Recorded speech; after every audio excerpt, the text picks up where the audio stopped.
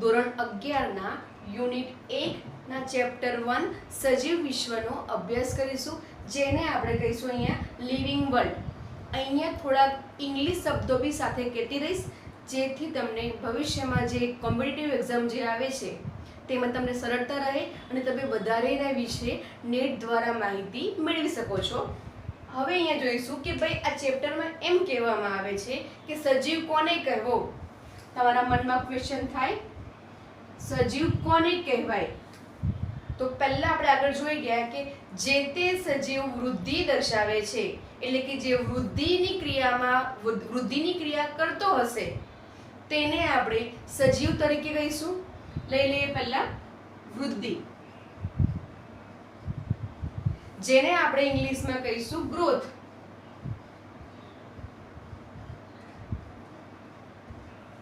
Second લક્ષણ જે છે એમાં લઈશું આપણે પ્રજનન, કે જે તે સજીવ જે શું કરશે, પ્રજનનની ક્રિયામાં ભાગ લેતો હોય અને એના જેવી સંતતિનું નિર્માણ કરતો હોય તેને કહીશું આપણે પ્રજનન. એને આપણે ઇંગ્લિશમાં કહીશું રીપ્રોડક્શન.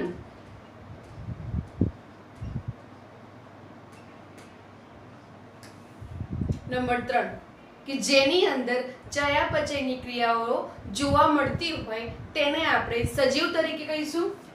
નંબર 3 માં લઈશું ચયાપચયની ક્રિયા, જેને ઇંગ્લિશમાં કહીશું આપણે મેટાબોલિઝમ.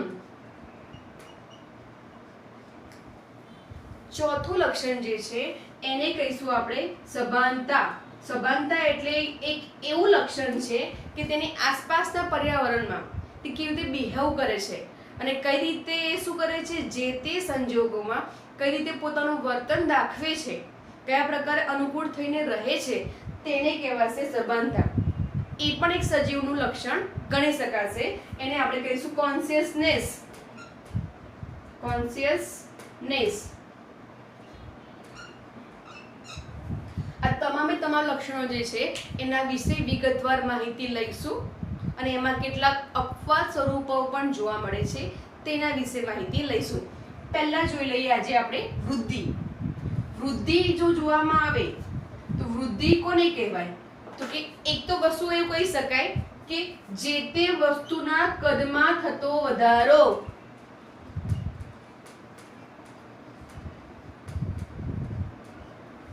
બરાબર. બીજું લક્ષણ જે છે એને કહી શકાય કે સંખ્યામાં થતો વધારો.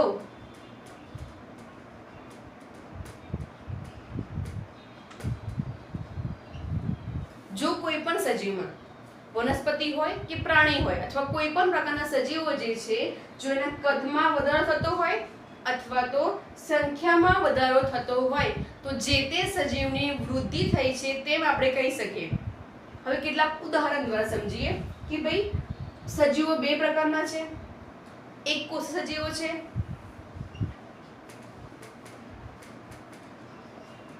અને કેટલાક સજીવો જે છે એ બહુકોષ સજીવો છે.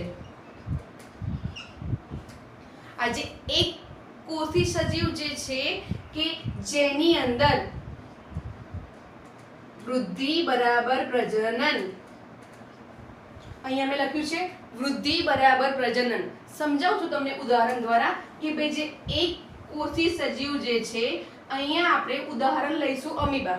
મોસ્ટ ફેવરેટ એક કોષ સજીવમાં લઈશું આપણે અમીબાને, જે માત્ર એક જ કોષના બનેલા છે. બરાબર છે.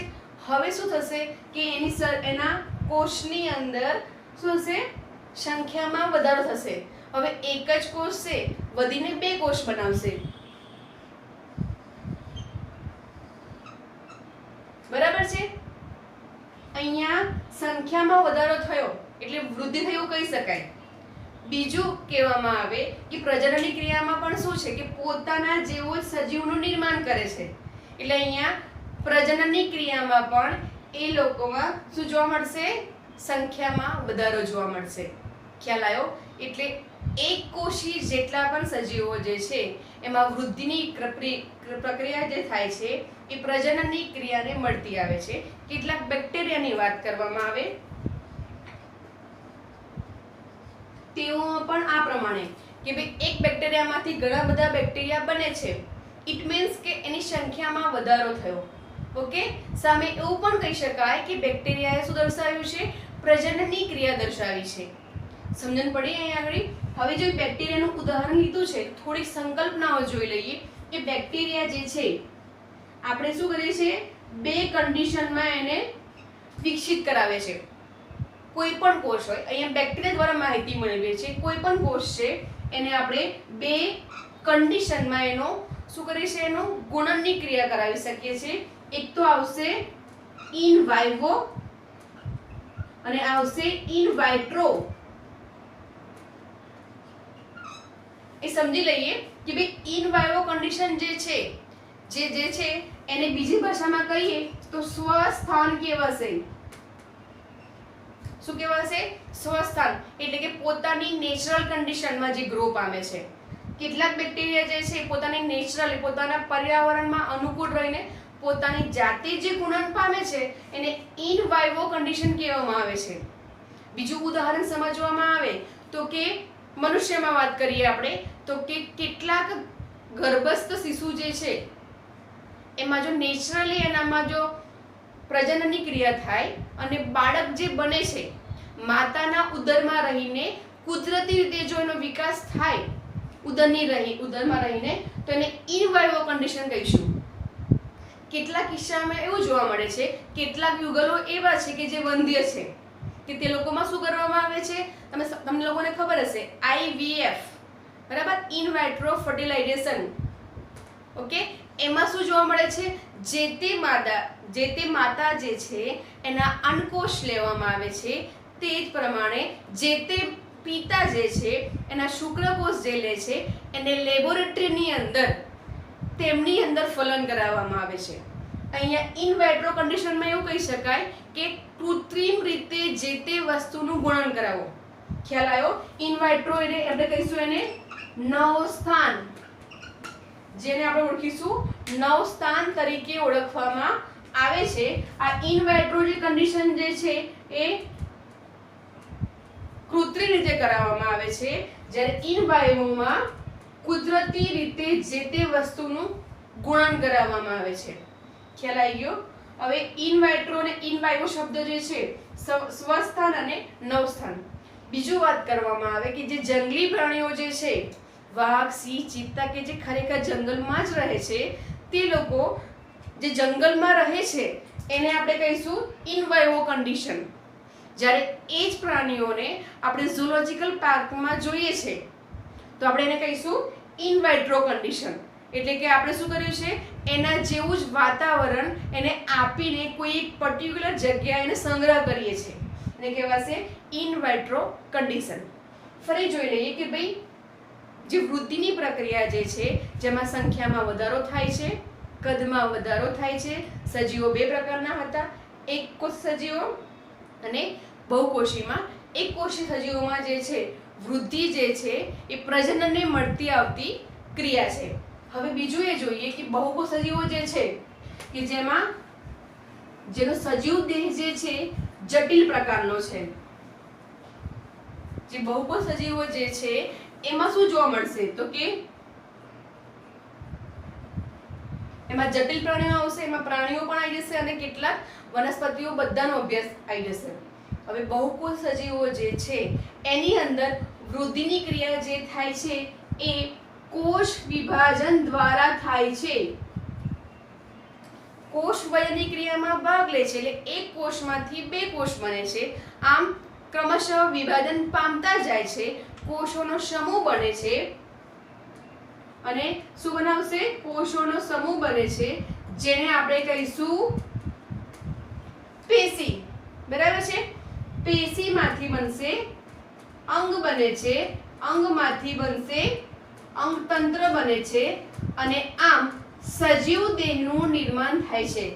ટૂંકમાં વૃદ્ધિની પ્રક્રિયા જે છે ઉચ્ચ કક્ષાના સજીવોમાં કોષની અંદર જોવા મળે છે, જે કોષ વિભાજન દ્વારા સમજાવી શકાય. ઓકે, બીજું એવું કહીએ કે ભાઈ જે ઉચ્ચ કક્ષાના સજીવો જે છે એ બે પ્રકારના છે. જેમ કે વાત કરીએ પ્રાણીઓ અને વનસ્પતિઓ, પ્રાણીઓમાં જે વૃદ્ધિની પ્રક્રિયા જે છે એ મર્યાદિત છે, એટલે કે મર્યાદિત સમય માટે જ જોવા મળે છે. ઉદાહરણ તરીકે લેવામાં આવે કે મનુષ્યનું જે બચ્ચું નાનું છે, બાળક જે છે એ આશરે 22 વર્ષ સુધી એના ઊંચાઈમાં વધારો થશે. એક સમય આવશે 22 વર્ષ પછી એને ઊંચાઈમાં કોઈ પણ પ્રકારનો વધારો જોવા મળતો નથી, એટલે કે તે સજીવની વૃદ્ધિ કેવી છે? મર્યાદિત છે. જ્યારે વનસ્પતિમાં આવું જોવા મળતું નથી. તેઓની વૃદ્ધિ જે છે જીવન પર્યંત સુધી, એટલે કે આ જીવન ચાલ્યા કરે છે. તેઓ સતત પોતાની વૃદ્ધિ ચાલુ રાખે છે. કોઈ વૃક્ષ હોય ગમે તેટલું ઘરડો બની જાય છે તો પણ તેની અંદર નવી નવી પ્રકારની શાખાઓ ઉત્પન્ન થાય છે, નવા ફળ નિર્માણ પામે છે, પર્ણોનું નિર્માણ થાય છે. ટૂંકમાં જેમની વૃદ્ધિ જે છે જીવન પર્યંત સુધી ચાલુ રહે છે. ત્યારે પ્રાણીઓમાં તેની વૃદ્ધિ કેવી છે? મર્યાદિત અવસ્થામાં જોવા મળે છે. આપણામાં પણ કેટલાક અપવાદ છે. અપવાદની વાત કરવામાં આવે તો કે ગરોળી જે છે, જો એની પૂંછડી કપાઈ જાય તો એનામાં એવી ક્ષમતા છે જે પુનઃસર્જન કહેવાય છે. એટલે કે ગરોળીમાં જે પૂંછડી કપાઈ ગઈ છે એ નવી પૂંછડી બનાવી શકે છે. ઓકે, એટલે કે એનામાં વૃદ્ધિ ફરીથી ચાલુ થાય છે. પૂંછડી બની જશે પછી પાછી એની વૃદ્ધિ અટકી જશે. સેકન્ડ ઉદાહરણ જે છે આપણી ચામડી, મનુષ્યની ચામડી જે છે એમાં કોઈ ઘા લાગે છે, કોઈ વાગે છે તો એમાં જે ઘા રૂઝાવાની ક્રિયા થાય છે તેમાં કોષવર્ણની ક્રિયા દ્વારા નવા કોષો દ્વારા નવી ચામડીનું નિર્માણ થાય છે. તે પણ એક પ્રકારની વૃદ્ધિની ક્રિયા કહી શકાય. થર્ડ જે છે પક્ષીઓની ચાંચ. જો પક્ષીઓની ચાંચ જે છે તે તૂટી જાય તો પણ તે નવી નિર્માણ પામે છે. ટૂંકમાં અમુક અપવાદ કેસમાં જ વૃદ્ધિની ક્રિયા ફરીથી જોવા મળે છે, એ પણ થોડા હંગામી ધોરણ માટે. જ્યારે વનસ્પતિમાં એ જીવન પર્યંત સુધી કાયમ માટે જોઈ શકાય છે. બીજું એ પણ કહી શકાય કે ભાઈ હવે વૃદ્ધિ થઈ છે કે નહીં, વૃદ્ધિની ક્રિયા ક્યારે સબળ ગણાશે, એટલે ક્યારે ખરેખર વૃદ્ધિ થાય છે એવું ક્યારે ગણી શકાય? તો કે વૃદ્ધિની ક્રિયા જે છે એનું સમીકરણ આપવું હોય તો વૃદ્ધિ બરાબર ચય ગ્રેટર ધેન અપચય. હવે તમને ક્વેશ્ચન થશે ભાઈ ચય શું છે અને અપચય, બંનેને ભેગા કરીએ તો બનશે ચયાપચય.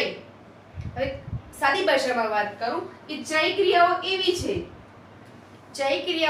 છે કે ભાઈ નાના સાદા અણુઓ જે નાના છે તેઓ ભેગા થઈને જટિલ અણુનું નિર્માણ કરે છે અને મોટો અણુ બનાવે છે. ખ્યાલ આવ્યો? જે પ્રક્રિયામાં સાદા અણુઓ અથવા નાના અણુઓ ભેગા થઈને મોટા અણુનું નિર્માણ કરતા હોય તેવી પ્રક્રિયાને ચય ક્રિયા તરીકે ઓળખીશું. એક ઉદાહરણ લઈ લઈએ આપણે. પ્રકાશ સંશ્લેષણની ક્રિયાનું સમીકરણ બધાને યાદ છે, જે આપણે ઓલરેડી 10th માં ભણી ગયા છે. એમાં જોઈએ તો કે 6CO2 plus 12H2O it gives C6H12O6 plus 6O2 plus 6H2O. આવું કંઈક આપણે ધોરણ 10 માં ભણી ચૂક્યા છે. અહીંયા જોઈએ તો કે CO2 અને H2O જે સાદા અણુ છે એ ભેગા થયા અને ગ્લુકોઝ જેવા, આ છે ગ્લુકોઝનું અણુસૂત્ર, ગ્લુકોઝ જેવા જટિલ અણુનું નિર્માણ કર્યું. એટલે કે સાદા અણુ જે છે એ જટિલ અણુમાં નિર્માણ પામે છે. જ્યારે આવી કોઈ ક્રિયા થતી હોય તે દરમિયાન હંમેશા શક્તિની જરૂર પડે, એટલે કે શક્તિને આ પ્રક્રિયા ગ્રહણ કરે છે. એટલે આ પ્રક્રિયાને કહીશું આપણે શક્તિગ્રાહી પ્રક્રિયા. તમને પૂછાય ચય ક્રિયા એટલે શું? ઉદાહરણ દ્વારા સમજાવો, તેના લક્ષણો જણાવો. તો લખવાનું કે જે ક્રિયા દરમિયાન સાદા નાના અણુઓ ભેગા મળીને જટિલ અણુની રચના કરે તે ક્રિયાને ચય ક્રિયા તરીકે ઓળખવામાં આવે છે. ઉદાહરણમાં આવશે પ્રકાશ સંશ્લેષણની ક્રિયા. તમારે સમીકરણ દર્શાવી દેવાનું છે. લક્ષણ લખવું હોય તો કે ચય ક્રિયા જે છે એ શક્તિગ્રાહી પ્રક્રિયા છે. હવે વાત કરીએ અપચય ક્રિયાની વાત કરવામાં આવે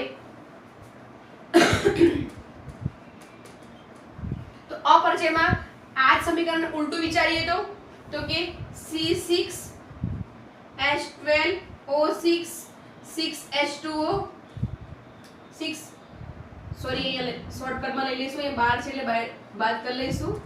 C6H12O6 6O2 it gives 6CO2 plus 6H2O. સમજો આ છે શ્વસન ક્રિયાનું સમીકરણ.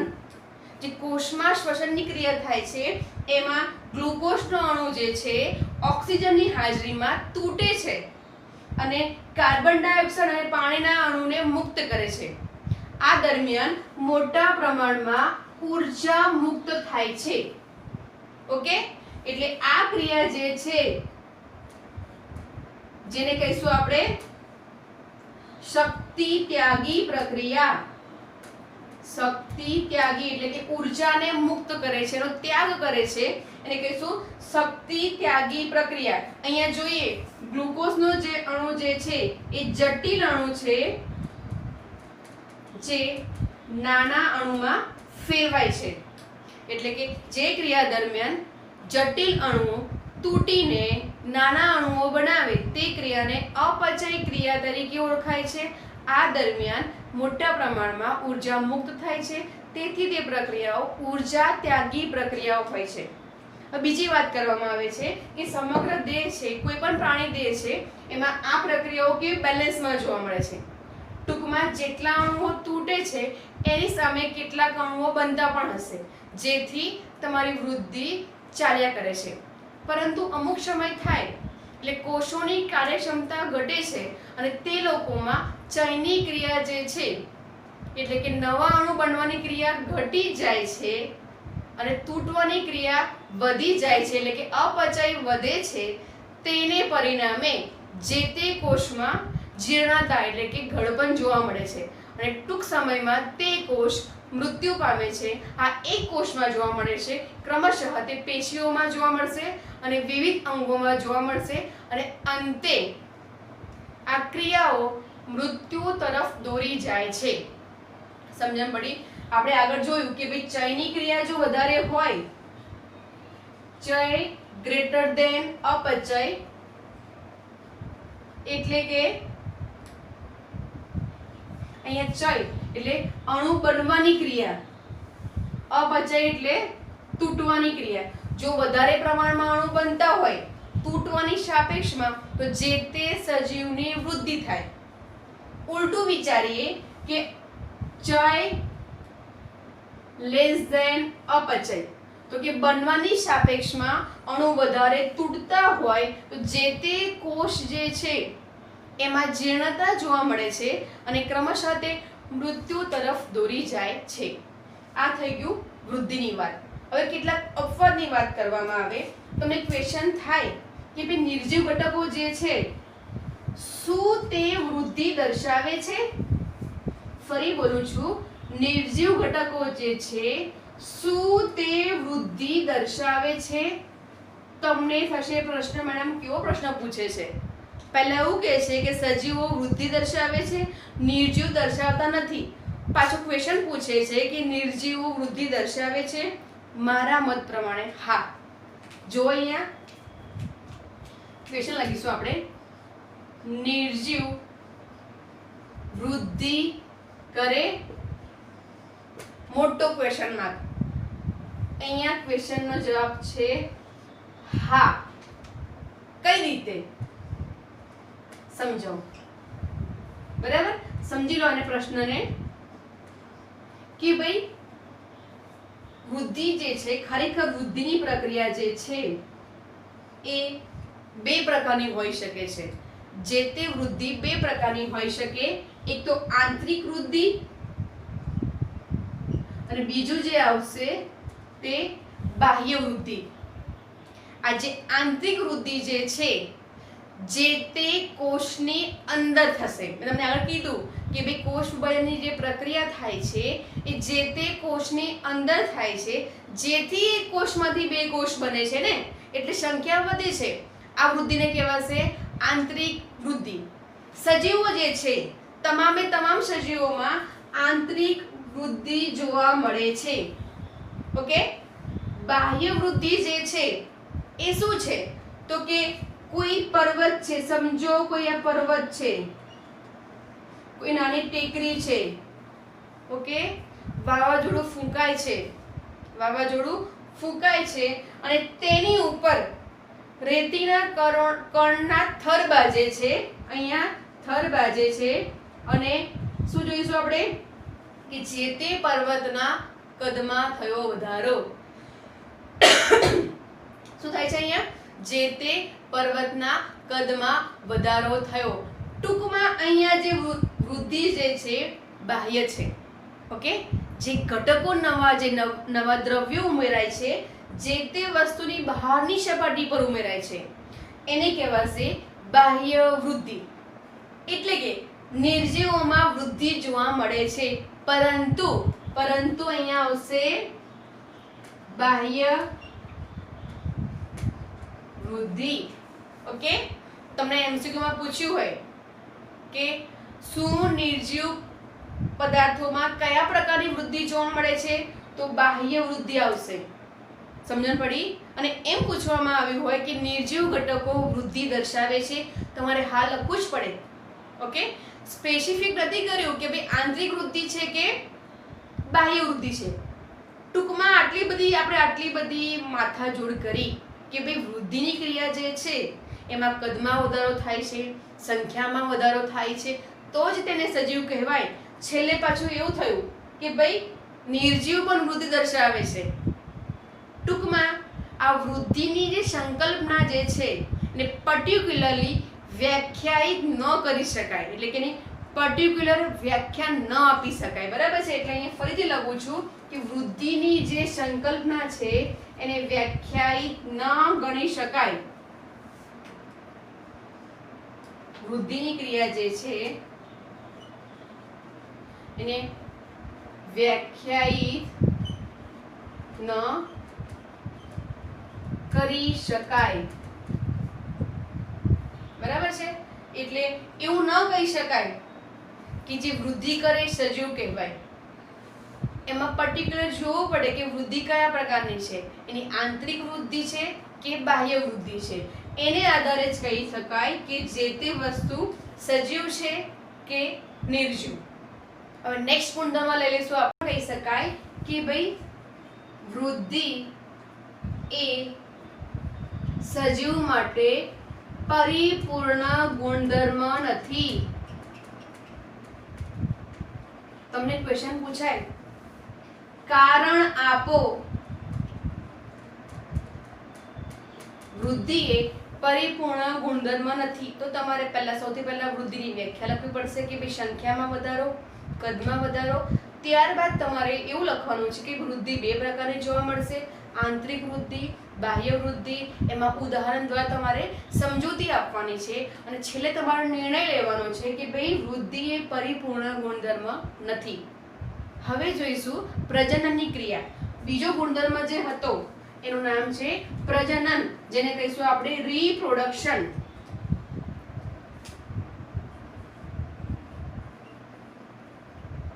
પ્રજનનની ક્રિયા જનન. એટલે ફરીથી નિર્માણ, જનન એટલે નિર્માણ કરવું. શું નિર્માણ કરવાનું છે? પોતાના જેવા જ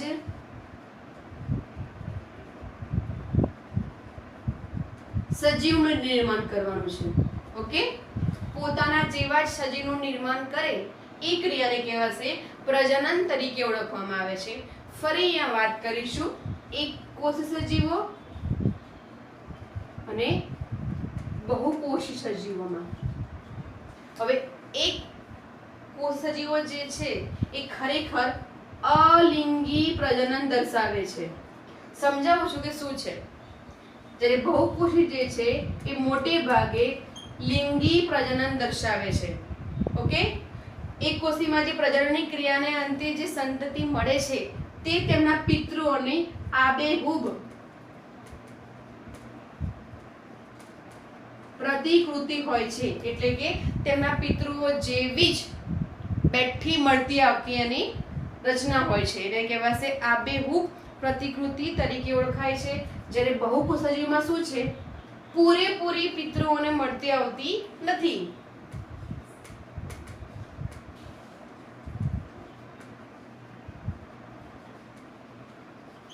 જે એક કોષ સજીવો જે છે એમાં જે સંતતિ સર્જાય છે તેમાં જન્યુઓનું જોડાણ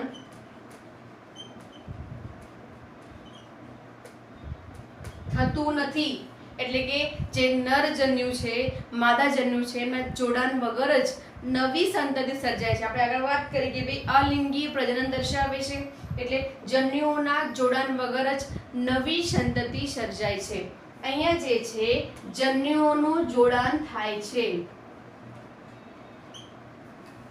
જન્યુઓનું જોડાણ થાય છે તેને પરિણામે અર્ધીકરણની ક્રિયા થાય છે. આ બધી ક્રિયાઓ જે છે કોષ વિભાજનની જે ક્રિયા છે એનું પર્ટિક્યુલર ચેપ્ટર જે 8 છે કોષ, એમાં આપણે વધારે માહિતી મેળવીશું. ઓકે, હમણાં જોઈ લો કે અર્ધીકરણની ક્રિયા થાય છે જેને પરિણામે વ્યતિકરણની ક્રિયા જોવા મળશે. અર્ધીકરણમાં એકચ્યુઅલી કે જે રંગસૂત્રો જે છે સમજી લઈએ પહેલા તો કે ભાઈ અર્ધીકરણમાં પહેલા તો જોઈ લઈએ કે મનુષ્યની વાત કરવામાં આવે તો કે 23 જોડ રંગસૂત્રો આવેલા છે, બધાને ખબર છે. આ નર હવે સિમ્બોલ બી તમારે યાદ રાખવા પડશે. ઉપર રાઉન્ડની ઉપર એરો કરવામાં આવે એને કહીશું આપણે નર, નીચે પ્લસ કરવામાં આવે એને કહીશું માદા. જ્યારે આ નર જન્યુ છે, આ માદા જન્યુ છે, પ્રજનનની ક્રિયામાં શું હશે તો કે આ બંનેમાં શું હોય તો કે આની પાસે પણ 46, આની પાસે પણ 46 જેટલા રંગસૂત્રો હશે. બંને જોડાશે અને પહેલા તો જોડાય એ પહેલા બંને વચ્ચે અર્ધીકરણ થશે. બંને જન્યુઓમાં અર્ધીકરણની ક્રિયા થશે અને જે નવું યુગ્મનજ બનશે એમાં આપણને 46 આ યુગ્મનજ કહેવાશે. જો અહીંયા અર્ધીકરણની ક્રિયા ન થઈ હોય, રંગસૂત્રો અડધા ન થયા હોત તો 46 + 46 કેટલા થાય? એટલા રંગસૂત્રો જોવા મળે, જે પોસિબલ નથી. એટલે જ્યારે પ્રજનનની ક્રિયામાં ભાગ લે છે એ પહેલા આ જન્યુઓનું અર્ધીકરણની ક્રિયામાં પ્રવેશીને જ એમનામાંથી યુગ્મનજ બને છે. અહીંયા અર્ધીકરણની ક્રિયા થાય છે તેથી બંનેના નર અને માદાના બંનેના લક્ષણોનું વ્યતિકરણ એટલે કે બંનેના લક્ષણો બળે છે અને સંતતિ જે સર્જાશે એ બંનેમાં શું જોવા મળશે? ભિન્નતા જોવા મળશે. ના તો માતાને મળતા આવશે પૂરેપૂરા, કાં તો પિતાને મળતા આવતા હશે. બંનેમાં થોડા ઘણા લક્ષણોની ભિન્નતા જોવા મળે છે. આ મોટે ભાગે બહુકોષી સજીવોમાં જોવા મળે છે. જ્યારે એક કોષીમાં શું છે?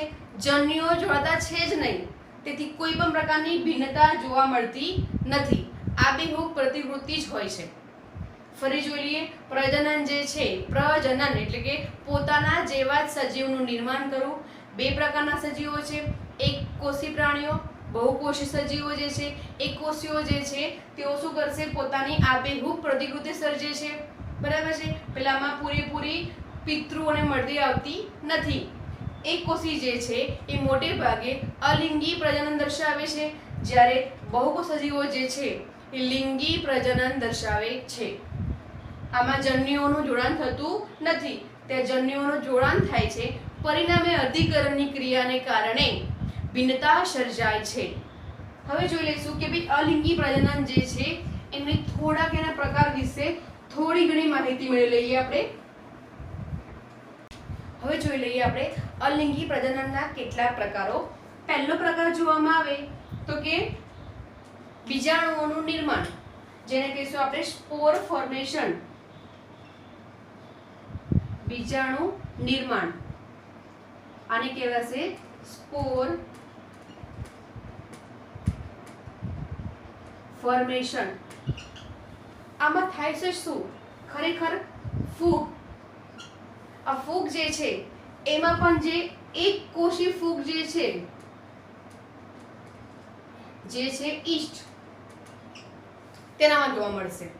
ખરેખર શું છે કે ભાઈ આ એક કોષી જે ફૂગ જે છે એ કોઈ ભૌતિક સંપર્ક સાથે જોડાયેલી છે. તેની સજીવ સપાટી પરથી અહીંયાથી નાના નાના બીજાણુઓનું નિર્માણ થાય છે. ઓકે, બીજાણુઓનું આ બધા બીજાણુ સર્જાયા છે. બીજાણુ સર્જાય છે અને પ્રતિકૂળ સંજોગોમાં આ બીજાણુઓ સજીવ દેહથી છૂટા પડે છે અને ભૌતિક સંપર્કમાં આવીને નવા સજીવનું નિર્માણ કરે છે. આને કહેવાશે બીજાણુ નિર્માણ. જે ફૂગમાં જોવા મળશે એમાં પર્ટિક્યુલરલી એક કોષી ફૂગ જે છે ઈસ્ટમાં જોવા મળશે. સેકન્ડ લઈશું આપણે અહીંયા કલિકા સર્જન.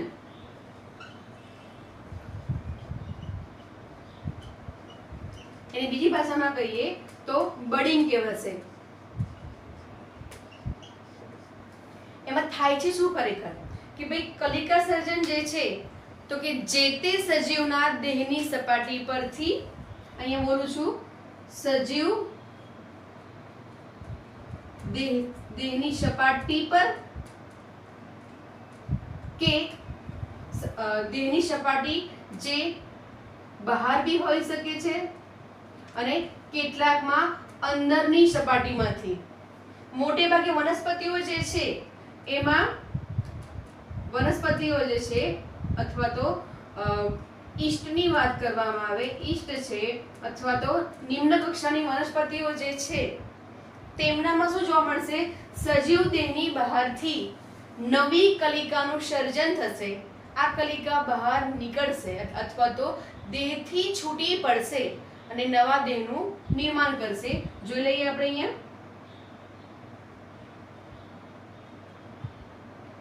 અહીંયા લઈશું, અહીંયા આવશે વાદળી. ઓકે, આ છે વાદળી કે જે સમુદ્રની સપાટીના તળિયે જોવા મળશે. એ લોકોમાં શું થશે કે ધીમે ધીમે અહીંયાથી એક નાની નાની ફણગો ફૂટશે, એટલે કે એક કડી અવસ્થા સ્વરૂપે એક ઉપસી આવશે. ધીમે ધીમે એ ક્રમશઃ એના કદમાં વધારો થશે અને તે સજીવ દેહથી છૂટું પડે છે અને નવા સજીવનું નિર્માણ કરે છે. આ કિસ્સામાં જે છે આ જે કલિકા સર્જાય છે એ સજીવ દેહની બહાર થાય છે. આ જોવા મળશે વાદળીમાં, સ્પોન્જિલામાં જોવા મળશે. ઓકે, જ્યારે હાઇડ્રા જે છે એક પ્રકારનું પ્રાણી જે છે એનામાં શું હશે? આ જ પ્રકારની કલિકા જે છે સજીવ દેહની ગુહામાંથી બનશે, ત્યાંથી છૂટી પડશે, ગુહાની બહાર આવશે અને ભૌતિક સંપર્કમાં આવતાની સાથે નવા સજીવ દેહનું નિર્માણ કરે છે. આને કહેવાશે કલિકા સર્જન. ત્રીજી પ્રક્રિયા જે છે અહીંયા નામ આપીશું આપણે અવખંડન. એને આપણે કહીશું ફ્રેગમેન્ટેશન, એટલે કે ટુકડા થવા. જે મોટે ભાગે ફૂગમાં, તંતુમય લીલમાં, ફૂગ, તંતુમય લીલ, મોસ, એક પ્રકારની આ દ્વિઅંગી વનસ્પતિ છે. આ બધા વિશે વિગતવાર આપણે અભ્યાસ કરવાનો જ છે. આ બધામાં શું છે તો કે જે તે સજીવ દેહના ટુકડા થશે. આ દરેકે દરેક ટુકડો નવા દેહનું નિર્માણની ક્ષમતા ધરાવે છે. ઉદાહરણ જોઈ લઈએ. આ તંતુમય ફૂગ છે, જેનું નામ છે સ્પાયરોગાયરા. આ પ્રમાણે આ એક લીલ છે. કોઈ કારણસર અહીંયાથી એમ અલગ અલગ ટુકડા બને છે. આ દરેકે દરેક ટુકડો નવા નવા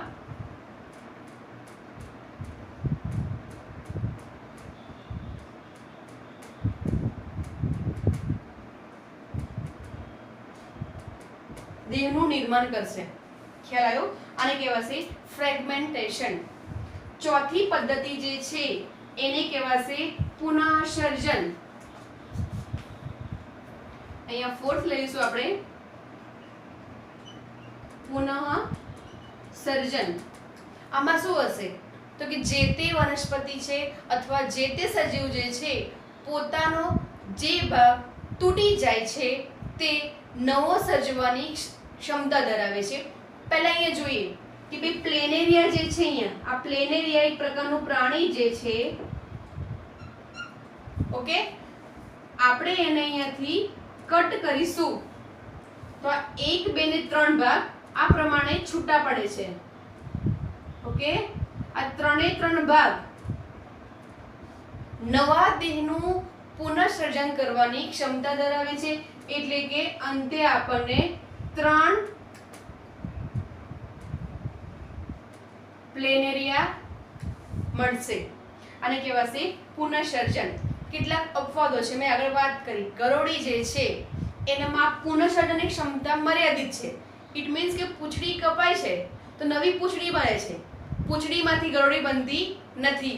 એ જ પ્રમાણે મનુષ્યની ચામડી, પછી બીજું શું હતું, પક્ષીઓની ચાંચ, આ દરેકમાં પુનઃસર્જનની ક્ષમતા મર્યાદિત અવસ્થામાં જોવા મળે છે. આ થઈ પ્રજનનની પદ્ધતિ. હવે ક્વેશ્ચન થાય કે ભાઈ આમાં બી કેટલાક અપવાદ છે કે શું પ્રજનન કરે છે સજીવો જ કહી શકાય? તો એનો જવાબ છે ના. એટલે કે પ્રજનન પણ એક એવું અવ્યાખ્યાયિત સંકલ્પના છે.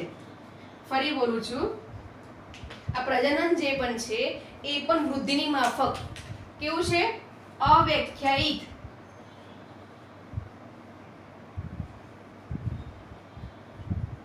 લક્ષણ છે.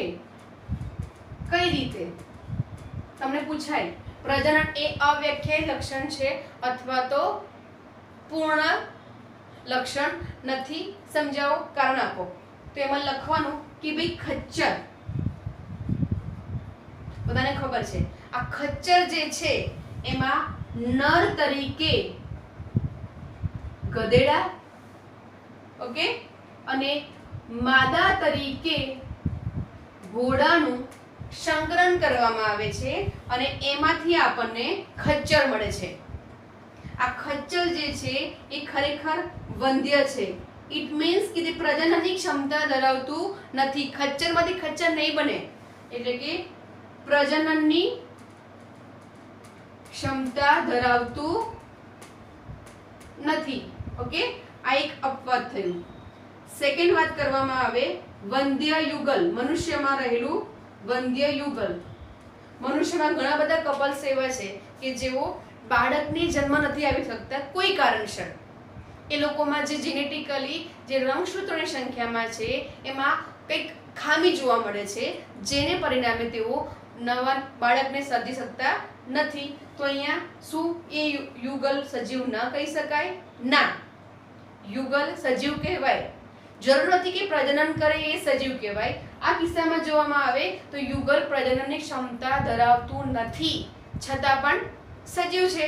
એ જ પ્રમાણે ખચ્ચર જે છે પ્રજનન કરી શકતું નથી, છતાં પણ શું છે? સજીવ છે. ત્રીજો કિસ્સો લઈએ આપણે, વંધ્ય કામદાર મધમાખી. આ મધમાખી જે ખરેખર જે હોય છે મધપુડાની અંદર, તો એમાં મુખ્યત્વે 3 પ્રકારની માખી, એક રાણી હોય, એક નર હોય અને બહુ બધી કામદાર માખી હોય. બહુ બધી કામદાર માખી હોય. આ કામદાર માખી છે એ વંધ્ય હશે. ટૂંકમાં કે એ પ્રજનનની ક્ષમતા ધરાવતું નથી, માત્ર એ વિવિધ પ્રકારના જે લોકોનું આયોજનબદ્ધ જે મધપુડો જે હોય છે એમાં વિવિધ પ્રકારના શું કરે છે? વિવિધ કાર્ય સાથે સંકળાયેલા હોય છે. ટૂંકમાં વૃદ્ધિની જેમ જ પ્રજનન પણ પરિપૂર્ણ ગુણધર્મ નથી, એટલે કે એનો વ્યાખ્યાયિત કરી ન શકાય. તમને કારણ પૂછે તમારે આ બધા ઉદાહરણ દ્વારા એની સમજૂતી આપીને તમારે એના વિશે લખવાનું રહેશે. અહીંયા આપણે બે લક્ષણો જોયા, વૃદ્ધિ અને પ્રજનન. હું આની નોટ્સ જે છે ફોટો પાડીને PDF બનાવીને તમને ફોરવર્ડ કરીશ. તમારે એ બધું તમારી બાયોલોજીની નોટમાં લખવાનું છે. સાથે સાથે એમાં તમારે એનો અભ્યાસ કરીને મોઢે પણ કરવાનું છે.